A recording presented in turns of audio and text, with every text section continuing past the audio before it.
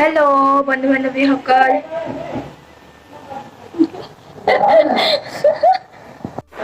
আজি কি নহওক ভিডিঅ'টো ষ্টাৰ্ট কৰিছোঁ আৰু আপোনালোকে নিশ্চয় ভালে আছে আৰু ময়ো ব্যস্ততাৰ মাজত ভালে আছোঁ বুলি আজি মই ব্লগ এটা বনাব লৈছোঁ। আপোনালোকে ভিডিঅ'টো স্কিপ নকৰাকৈ শেষলৈকে চাই থাকিব আৰু মানে প্ৰথমে মই মোৰ ৰুমটো চফা কৰি লৈছোঁ। কেনেকুৱা ধৰণৰ লেতেৰা হৈছে আপোনালোকক দেখাই লৈছোঁ।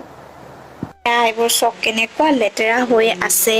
এয়া মোৰ টেবুলখনো অৱস্থা নাই, এনেকে পৰি আছে এনেকে চব এইবোৰ এনেকে কি নহওক চফাটো কৰিব লাগিব। এয়া চফাটো কৰি লওঁ, কৰি শেষ হোৱাৰ পিছত আকৌ ভিডিঅ'টোলৈ আহি আছো। আপোনালোকে স্কিপ নকৰাকৈ চাই থাকিব।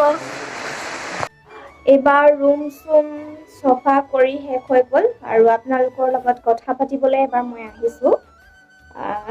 আপোনালোকে চাই থাকিব ভিডিঅ'টো। মই মানে সেইদিনাখন আমাৰ বৌমাৰ ভিডিঅ' এটা দিছিলোঁ আৰু তাত হয়তো বহুতেই ভিডিঅ'টো মোৰ চাইছে, যেনেদৰে মোক মৰম কৰি গৈছে। আচলতে মই সেইকাৰণে আপোনালোকে যিহেতু মোৰ পৰিয়াল আৰু সেইকাৰণে কওঁ আৰু আপোনালোকক কথাখিনি আৰু ক'ম বুলি কৈছিলোঁ যে আমাৰ বৰমাৰ হঠাৎ কি হৈ গ'ল। মই মানে আছিলোগে এটা নাহৰকটীয়াত দিয়া ভিডিঅ' এটা আপোনালোকে পাইছিলে। মই নাহৰকটীয়াত আছিলোগে। নাহৰকটীয়াত থাকোঁতে ঘৰৰ পৰা ফোন কৰিলে যে বৰমাৰ এনেকুৱা হৈছে, মানে বেমাৰ হৈছে আৰু এনেকে ৰাস্তাত বহি আছিলে বৰমাহঁতৰ লগত মানে হঠাতে এনেকে কি হৈ গ'ল, মূৰ চুৰ ঘূৰালে বুলি ক'লে। তাৰপিছত মই তাত আছিলো। ইমান ডাঙৰ বেমাৰ বুলি মানে এনেকে ইমান ধৰি থকা নাই, মানে তেনেকে অকল মূৰ চুৰ ঘূৰাইছেতো মেডিকেল নিলে ভাল হৈ যাব তেনেকে বুলি ভাবিছিলো। কিন্তু পিছত মেডিকেল লৈ গ'ল। মোৰ ঘৰ আপোনালোকে গম পাইছে ডিগবৈত, আৰু ডিগবৈত লৈ গ'ল। ডিগবৈত নোৱাৰো বুলি ক'লে। তিনিচুকীয়া লিখি দিলে, তিনিচুকীয়াতো নোৱাৰিলে আৰু ডিব্ৰুগড় লিখি দিলে। পিছত ডিব্ৰুগড়তো নোৱাৰিলে। আচলতে হৈ গ'ল আমাৰ বৰমাৰ প্ৰেছাৰ ষ্ট্ৰক। সেয়াই আৰু প্ৰেছাৰ ষ্ট্ৰক, মানুহৰ প্ৰেছাৰ হ'লে কেতিয়া কি হৈ যায় গম নাপায়। সেইকাৰণে আপোনালোকৰ কাৰোবাৰ যদি প্ৰেছাৰ আছে, প্ৰেছাৰটো সকলোৰে আছে, হাই প্ৰেছাৰ কাৰেণ্ট গ'ল আৰু আপোনালোকে খুব মানে নিজকে যতন লওক, ভালকে থাকক, কুশলে থাকক, সেইটোৱে আশীৰ্বাদ কৰোঁ। আৰু হঠাতে এনেকুৱা হৈ গ'ল, মইতো লগো নাপালোঁ। ফোনত অকণমান কথা পাতিব পালোঁ, ইমান নাপালোঁ আৰু। কাৰেণ্টটো গুচি গৈছিলে, এতিয়া আহিছে। আকৌ ভিডিঅ'টো ষ্টাৰ্ট কৰিছোঁ 2 ঘণ্টামানৰ পিছত।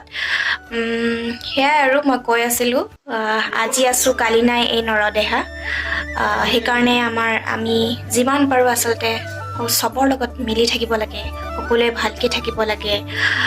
কোনদিনাখন কি হৈ যাওঁ সেয়া হয়তো ঈশ্বৰে জানে আৰু আমিও ক'ব নোৱাৰোঁ যে আমি ইমান বছৰ জীয়াই থাকিম বা আজি মই জীয়াই আছোঁ, হয়তো কালি মই কিবা এটা হৈ যাব পাৰোঁ। সেইটো কাৰণে সকলোৰে লগত ভালকে থাকিব লাগে আৰু লাইফটো এনজয় কৰি থাকিব লাগে। বাছ মই ইমানেই কওঁ। বৰমাকটো মই নেদেখিলোৱে। নাহৰকটীয়াত যোৱা দিনাখন বহুত ভালকে দেখি গৈছোঁ, হাঁহি ফূৰ্তি মই যাওঁ দে বুলি তেনেকে কৈ গৈছোঁ। আৰু 2-3 দিনৰ পিছত খবৰটো আহিল তেনেকুৱা।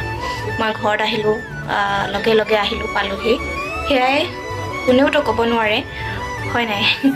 এয়াই আৰু ভিডিঅ'টো তেনেকে মই দীঘল নকৰোঁ, ইমানেই আপোনালোকক মোৰ কথাখিনি শ্বেয়াৰ কৰিলোঁ। আপোনালোকে যে মোৰ ভিডিঅ'টো চাইছে সেয়াই বহুত মানে ধন্যবাদ। আৰু আজিলৈ ভিডিঅ'টো বাই বাই। আকৌ এটা অন্য ভিডিঅ' লৈ আহি আছোঁ। অন্য ভিডিঅ'লৈ মানে বৰমাৰ যিটো কাজখন 22 দিনীয়াতে পেলালে আমাৰ সকামখন, সেইখনৰ কাৰণে আকৌ সেইদিনাখন ভিডিঅ' এটা লৈ আহিম আপোনালোকৰ ওচৰলৈ। আজিলৈ বাই বাই।